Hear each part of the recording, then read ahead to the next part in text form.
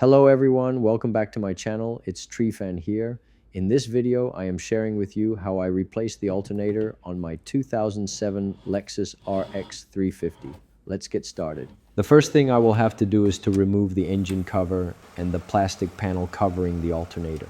To remove these plastic clips, I needed to use a screwdriver or a clip remover like this. First, I have to lift the center little pin up and then lift the clips. Don't worry if you accidentally break one of the plastic clips, as they can be purchased at local stores like Canadian Tire, Princess Auto, or any store in your local area. There are 4 clips around this plastic panel. After I remove these clips, I can lift up this panel. As you can see, it is still very tight around here. This is the alternator located. There are 3 bolts holding the alternator in place. The first bolt is here. The second bolt is opposite across the alternator, which you can hardly see, but you can feel it with your finger. The third bolt, actually a nut holding the alternator, is at the bottom of the alternator, which I will show you soon. But wait, so how do you know that your car's alternator is dying? The first thing you can see is a battery icon on the dashboard. Then, to confirm whether the alternator is working correctly or not, you can also use a multimeter to measure the voltage at the battery posts. Like my car here, I measured, and it shows me only 11 volts. It should be 14 plus volts to be able to charge the battery, as your car constantly needs voltage to maintain the sparks, to ignite, to burn the air and fuel mixture, and other lights and signals, and so on. You can also feel that your car doesn't respond immediately when you are accelerating. If you keep driving in this situation, your car will definitely be stalled in the middle of the road. Before I could unbolt the alternator, I had to shut off the engine and use a 10mm socket to unscrew the nut holding the battery cables at the battery posts and wrap them in the bags for safety. It's fine if you remove only the negative cable. For me, I remove both the negative and positive cables. Then I had to remove these clips holding the plastic panel on the top front of the radiator. There are 4 clips here. These are the original clips coming with the car that have never been removed. There is 1 on each side, 1 in the middle, and 1 in the center front, just right in front of the radiator. With these clips, I just press the central pin down and lift the whole clip up. You gotta be careful when working close to the radiator. Make sure you don't accidentally hit the radiator with your screwdriver or anything hard that could damage the radiator. These are the OEM clips that cost $3.25 each. I can show you other types of clips that are cheaper and you can buy them online. These are just used to hold down the plastic panel. It's not a big deal unless you really want to buy the OEM clips. Next, I have to remove this metal top front panel. And there are also 2 screws here that hold the plastic air intake hose here. There are 4 screws here, here and here, and 3 in the front of the radiator. This work needs you to be patient. I just want to leave this part here for someone to follow. If you don't need to watch this part, you can fast forward or skip it. I appreciate it. If you find this video helpful and can help save you big bucks, please be generous to hit the like and subscribe buttons. That will be a big encouragement for me to continue making videos like this. Thank you for your generosity. Why I didn't remember to use an electric screwdriver to do it fast. There is a round plastic cover. I need to remove it first before I can unscrew it. I made this video to share my own experiences on how I changed the alternator. I am not a professional mechanic. This video is for informative purposes. It's not a substitute for professional advice. Always seek a qualified car professional mechanic. However, you can follow this video and do it at your own risk.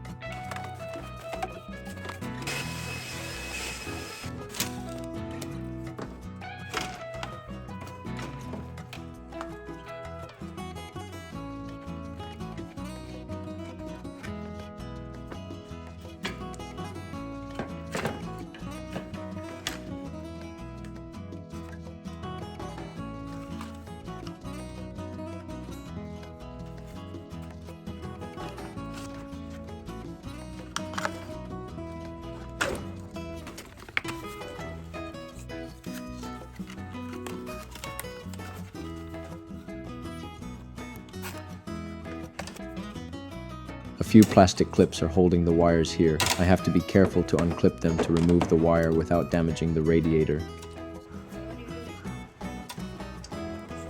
This is the ambient air temperature sensor. It is located at near the bottom of the radiator. I just need to squeeze this plastic clip and push it outwards and remove it. I have to be careful not to damage the radiator.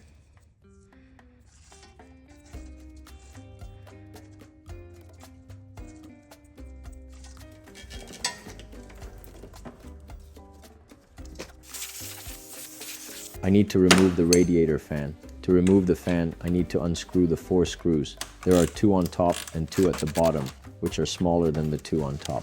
But first, I had to drain 50% of the coolant in the system. By doing this first, I won't get a mess in the engine and working area. I also have another video on how to drain the coolant, so stay tuned to watch it. After I unscrewed all these 4 screws, I now can lift the radiator fan up.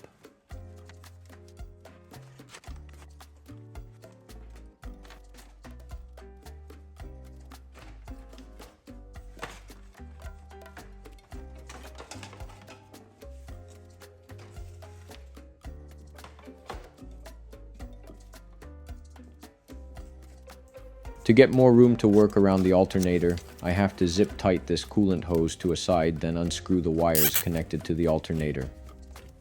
There are 3 bolts holding the alternator in place. The first bolt is here, the second bolt is opposite across the alternator, which you can hardly see, but you can feel it with your finger. The third bolt, actually a nut holding the alternator. This bolt holding the ground wire. This one holds the hot wire going out to the battery and the system of the car.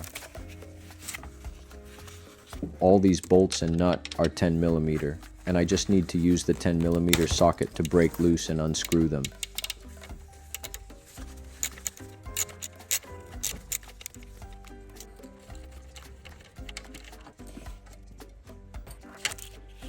After I remove this cable, I can temporarily put the nut back to this so it won't get lost or mixed up with others. Then I just lift this cable rubber protector and squeeze the latch and unplug this cable by pulling it out. This 10mm bolt holds the cables in place, so I have to also remove it. After I remove the cable holding bracket, I can temporarily put the bolt back so I won't lose it. And there is another bolt holding these cables right here that needs to be removed as well.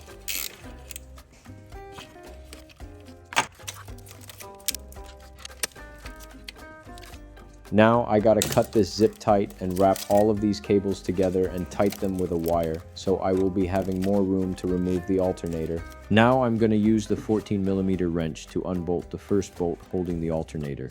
It's quite tight at this point, so kinda hard to use the socket as it hits the coolant rubber hose right here.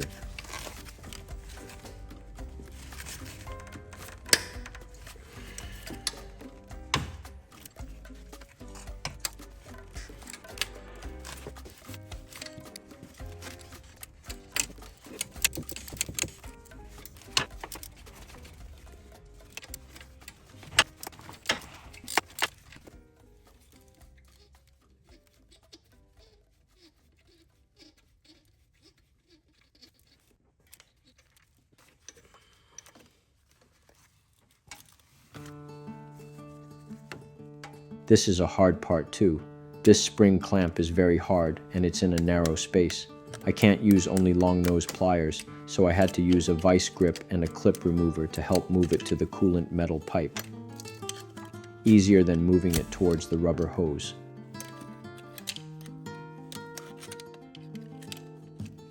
Now I just wrap the hose and wiggle it and pull it out of the metal pipe, then put it aside. I just want to put this bolt back and temporarily hand tighten it so it won't get lost.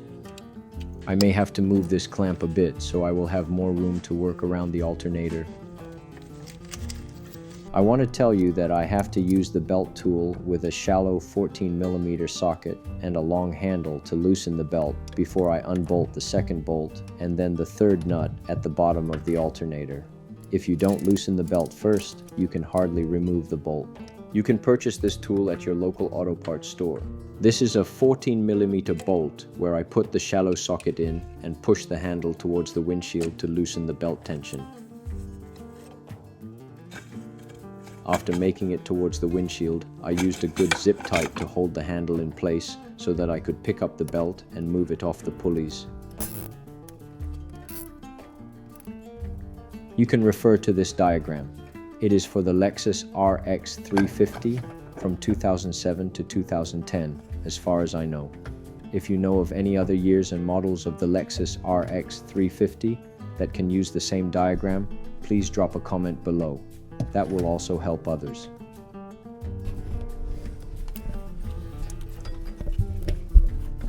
So I have to put the belt aside a bit more. I can't take it up. The easy way is to put it beneath these pulleys and take it out from the bottom. To take it out from the bottom, I need to uninstall the passenger wheel for sure to have more room. As I mentioned earlier, this second 14mm bolt holding the alternator is difficult to see, but you can feel it with your fingers. There are two bolts and a nut holding the alternator. Remember that the second one, which is opposite the first one across the alternator, is the one to note. And it is shorter than the first one, which is on the top of the alternator. I had to switch from the long socket to a short socket, as when unbolting it becomes longer, and it hit the wall of the car, and I can't do anything more. After that, I had to use my hand to continue unbolting it and take it out. And you can see them here. The one at the bottom is shorter than the one on the top. I also have to unscrew this heat guard so I can have more room to work around.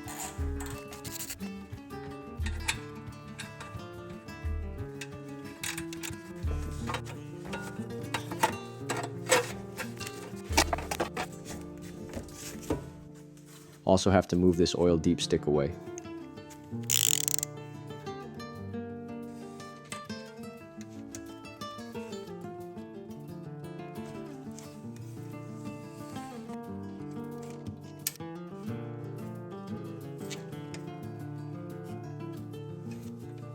I want to temporarily put this bolt back so I won't misplace it. To safeguard the radiator, I put a piece of board here where I will pull the alternator out and it won't hit the radiator. You can use a bigger piece of plywood to block the whole radiator if you want.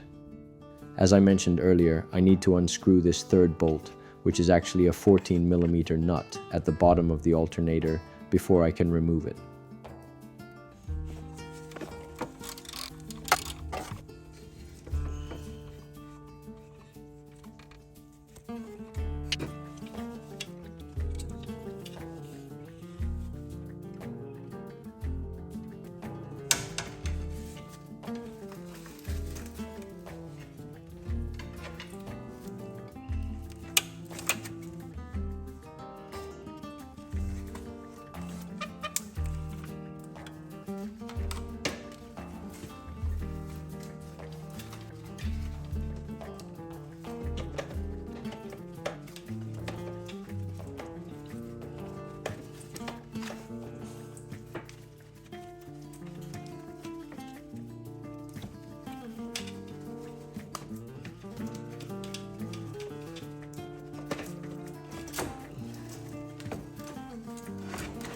As you can see, it's very tight here.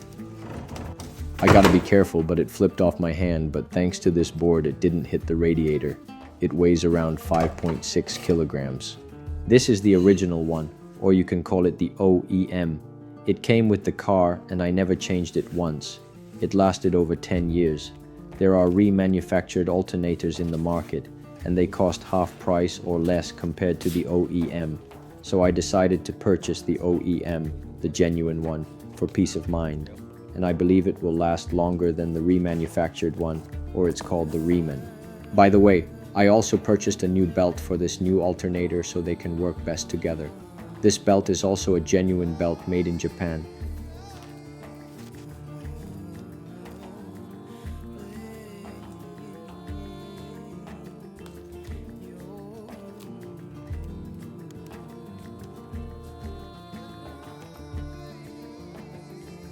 The alternator was also made in Japan.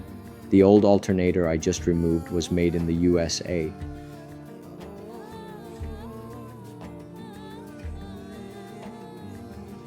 I just want to measure the old one.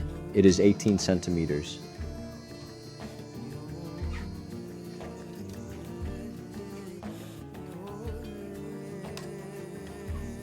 The new one is 17 centimeters, just 1 centimeter shorter. The difference is 1 centimeter. It's because the pulley cap of the old one is thicker than the cap on the new one. But the width of the groove where the belt runs is 1 inch or 2.5 centimeters.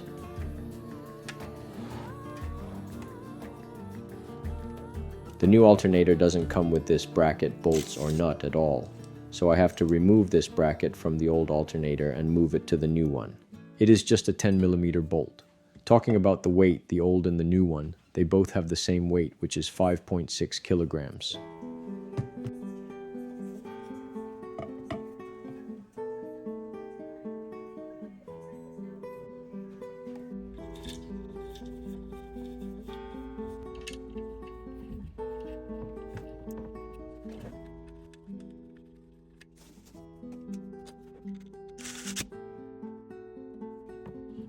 As you can see, the old and new ones are very much the same in every measurement, shape, and weight. The new one is made by Denso. It has a part number of 27060-31112. The old one has a part number of 27060-0P150, also made by Denso. One thing I see the difference is the last 5 digits. It could be where it was made, I guess. If any of you know about this, please comment below so it can be helpful to others. The one having the last 5 digits of 0P150 was made in Tennessee, in the US, and the 31112 was made in Japan.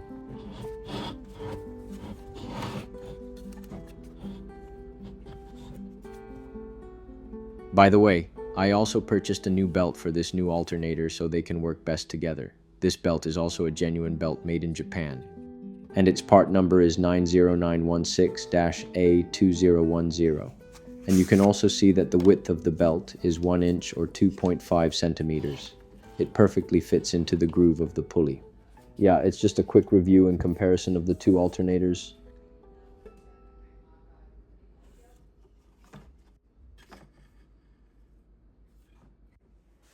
Now, I am going to put this new one into the car. As I mentioned earlier, the location where the alternator is located is very tight. You got to be careful not to accidentally damage the alternator. If that happens, that's going to be another big problem. I see that you are quietly watching this video, and I know that you are a nice and generous person, as evidenced by the fact that you hit the like and subscribe buttons. I appreciate your kindness. If this video is that helpful, please also share it with your friends and hit the bell icon so that you won't miss videos like this in the future when I post a new video. Your support is a great encouragement for me to make more quality videos.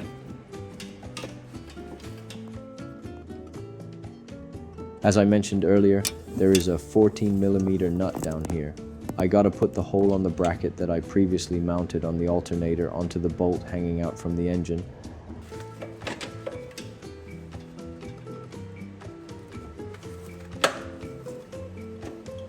Then I'm going to use the long bolt first to put it through the top mounting hole, then the short bolt for the bottom one.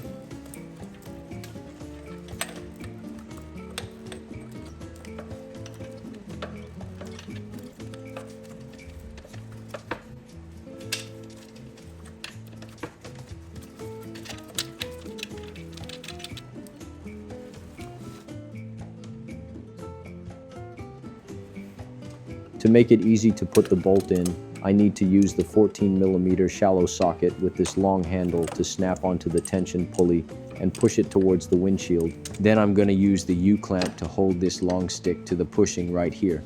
As you can see, the second bolt is located right here. It's just the opposite, the top one across the alternator, so that I have more room to put my hand down there. Now I'm going to put the short one on the bottom mount hole. You can barely see this mounting hole. I just feel it with my finger. I could hardly put the camera down there to record it. If any of you know how, please comment below so that it can help others as well. Make sure that you have tightened these bolts by hand before tightening them with a wrench. The torque to tighten these bolts is around 15 to 20 foot-pounds. Don't over-tighten it. You can just feel it tighten when you turn the wrench, then stop turning the wrench. Use a long 14mm socket to tighten the second bolt, and also use this long socket to tighten the nut at the bottom of the alternator. Make sure you tighten all the bolts and nuts. You can use your mobile phone to record a video while you are working, then you can view the video again to see if you forgot something.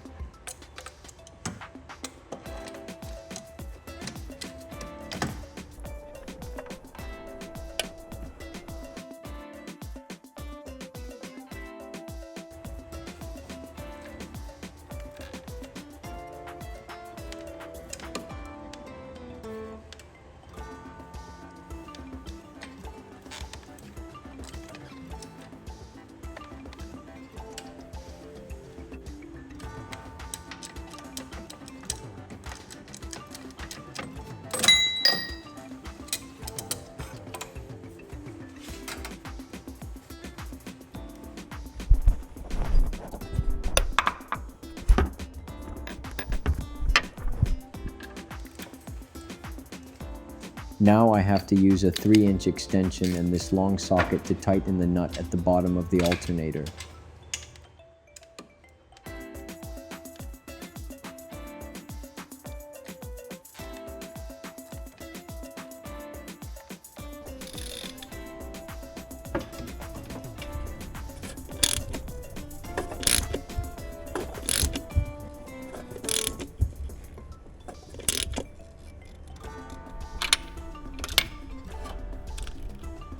Then, put these bolts back in place to hold the cables, oil the deep stick, and secure everything else.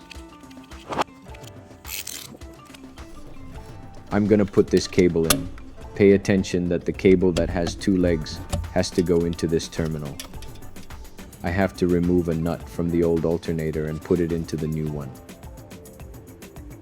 I have to hand tighten first, then I'm gonna use the 10mm socket to tighten it. Here is the legs of the cable that I mentioned. I have to put its legs into this terminal hole and put the protection rubber back to keep it from water or moisture.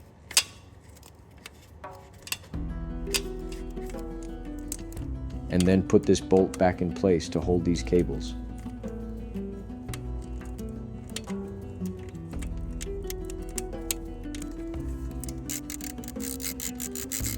And it's important that I put this cable back. Just snap it in and put the rubber cover back. Finally, I gotta check all the cables and bolts, nuts. I just want to make sure they are all in and secured. Now I'm gonna put this 12mm bolt back to hold the oil deep stick. My experience is that when I remove these types of nuts and bolts, I just put them back and hand tighten them so I won't mix them up.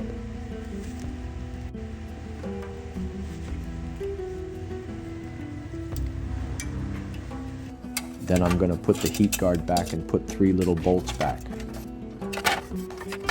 I just want to put a little bit of anti-seize grease on these bolts so that in the future I can remove them easily. If you don't have the anti-seize grease available, you don't have to worry about this.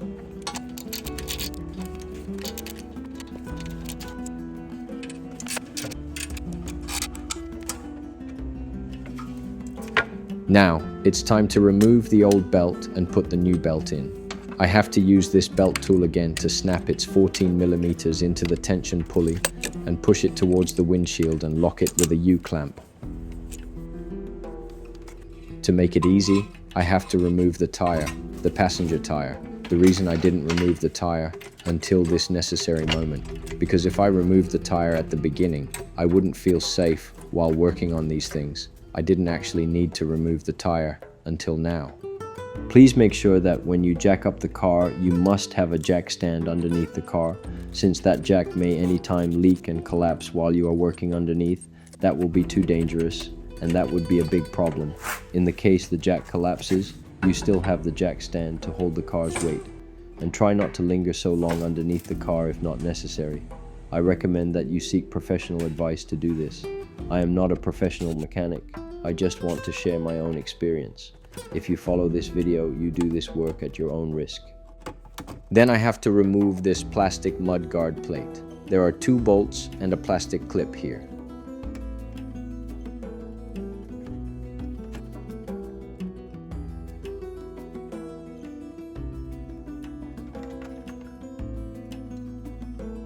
Then I just removed the old belt by pulling it downwards. This is the easy way to take it out.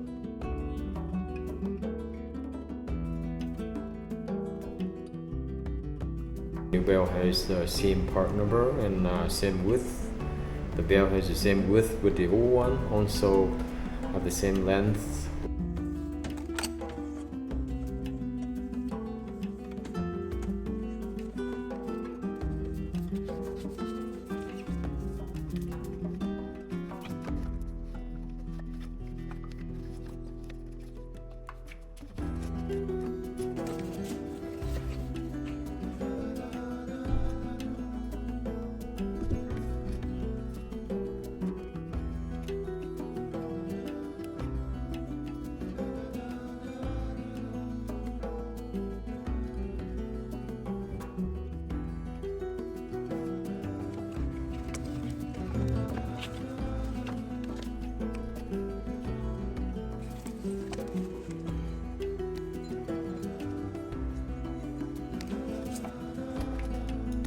Now I have to use the belt tool again and push it towards the windshield and lock it with a U-clamp. Do you see the moving part here? This will move from point A to point B, where I can put a hex wrench into these two holes to lock the tension pulley in place so that I can put the new belt in.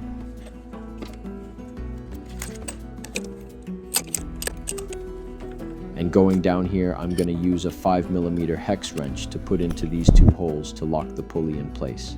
This will move from point A to point B, where I can put a hex wrench into these two holes to lock the tension pulley in place. After that, I put the belt on all 8 pulleys. Then I'm going to check to see if the belt runs smoothly on all the pulleys by pulling the belt and watching to see all the pulleys are turning. You can refer to this graph to install the belt. As a rule of thumb, the back of the belt, which doesn't have any grooves, will run under the polished pulleys. The other side of the belt, which has the grooves, will run on the grooved pulleys. After checking all the pulleys and the belt have been installed properly, I'm going to remove the hex wrench and the belt job is finished.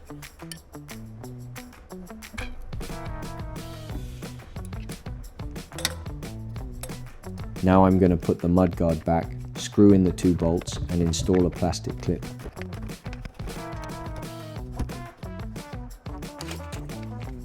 I can use this type of plastic clip, which I can buy in a box of multiple types of clips.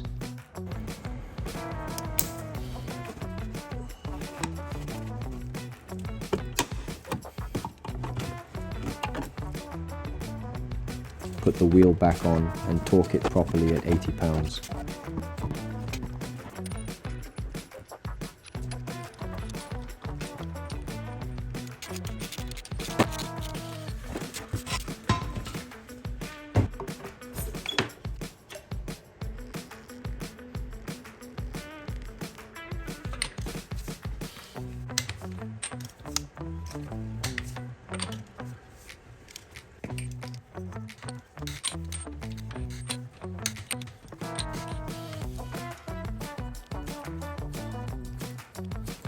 Now I can sort all the screws and bolts out, which ones go where. Then I'm going to put the fan back on.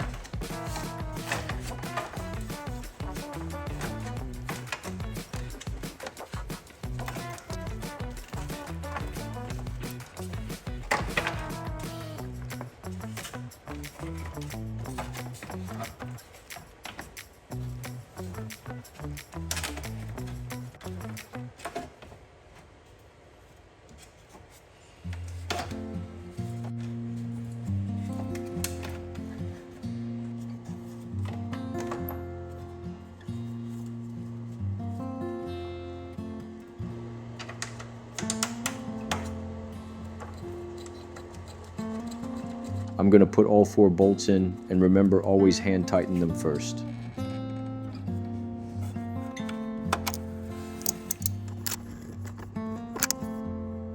And put these 2 coolant hoses in the rail, which was designed to keep the coolant hoses in place and away from the fan. Then I'm going to use the 10mm socket to tighten these bolts up. Then I'm going to put the little coolant hose back to the radiator pressure releaser.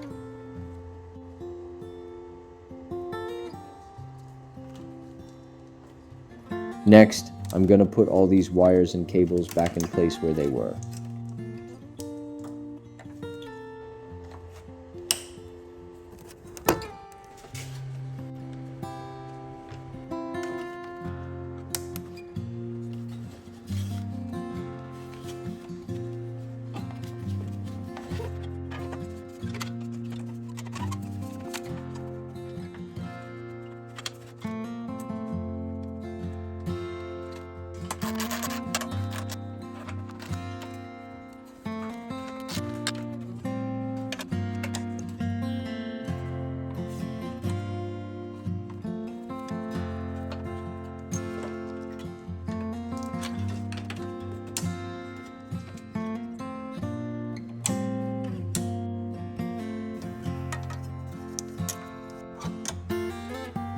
This is the ambient air temperature sensor. It measures the surrounding air temperature and sends a signal to the ECU of the car. So when you are in the car, you will know the outside temperature. There is another temperature sensor, which measures the temperature inside the car.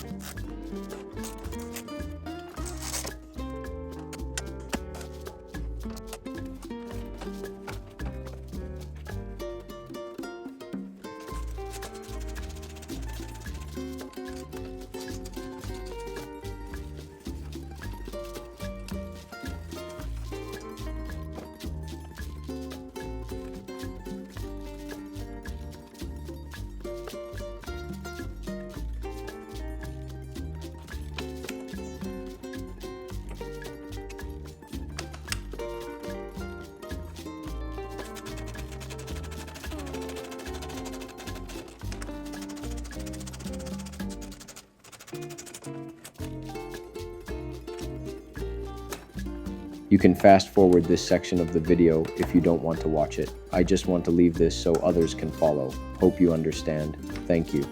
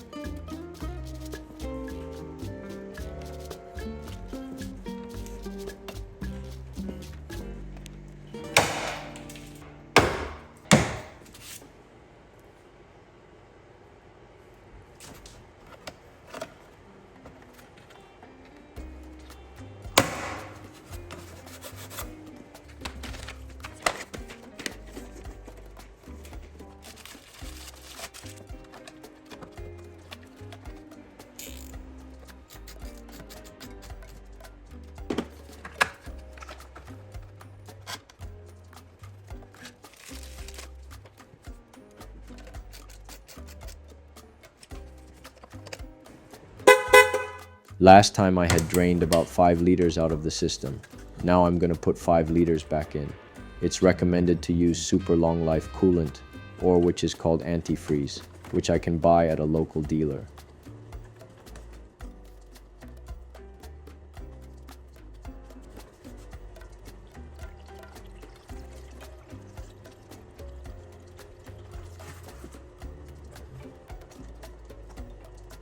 I almost forgot to put this hose back, but fortunately, coolant is not running out at this time. So I just want to remind you to check all the hoses and lines before pouring the coolant into the system.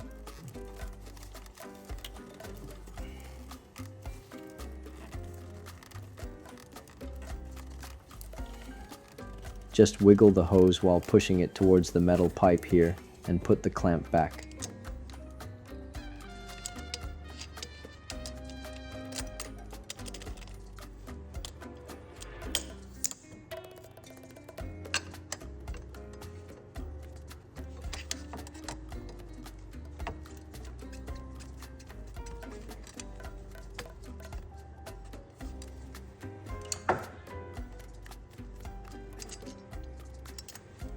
Make sure the clamp goes back like this so that it can tighten the rubber hose.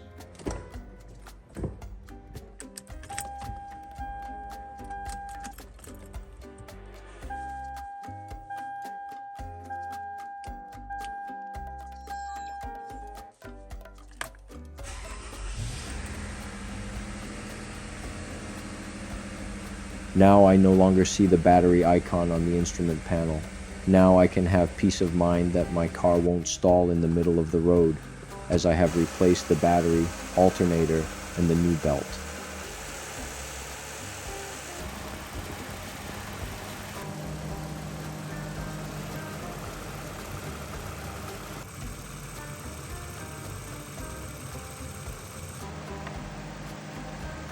I'm going to use the multimeter to measure and see that the new alternator can generate 13.9 to 14 volts. It should be like this to be able to charge and maintain the battery voltage at 12 volts at all times.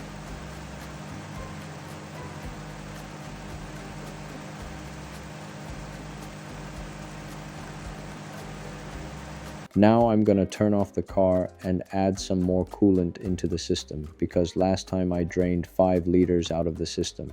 So now I continued adding coolant until I dumped 5 liters into the system. Then I'm going to start the car and do the bleeding in the coolant system. If you know another way of bleeding the coolant system, please comment below to help others. In the white jug, I have about 1.3 liters of coolant, plus the whole black jug, which has 1 gallon, which is 3.7 liters of coolant. So I try to pour all of it into the system to add up to 5 liters that I had drained before, but I will check the coolant level again after I drive the car for a day. This is how I can bleed the coolant system. To bleed the system means that I have to push all the air out of the coolant system.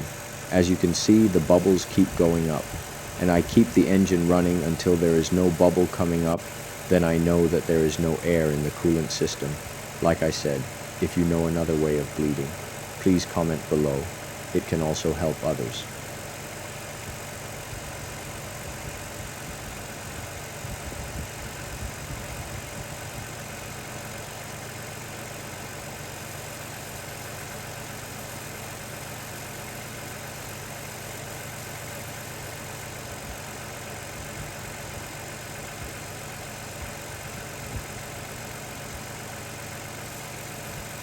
Now I no longer see any bubbles coming up. I'm gonna close the cap and take the car out for a run to test the heat. You can also rev up the engine to around 2000 RPM and turn the cab fan to maximum to see if you have heat. As I said, if you have another way of testing the heat, please comment below to help others.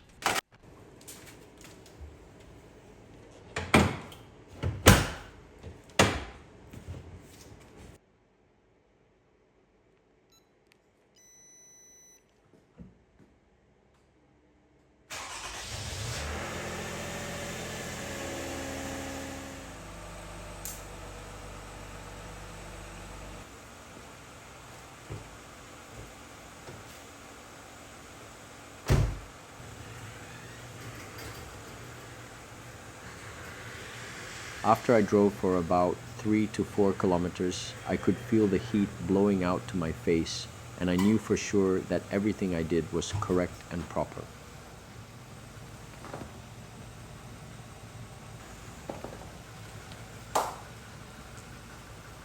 And that is it for the video on how I changed the alternator. I know that you are a kind person who is willing to lift a finger to hit the like and subscribe buttons and also the bell icon so you won't miss new videos I post in the future. Thanks for your time watching the video. Bye for now.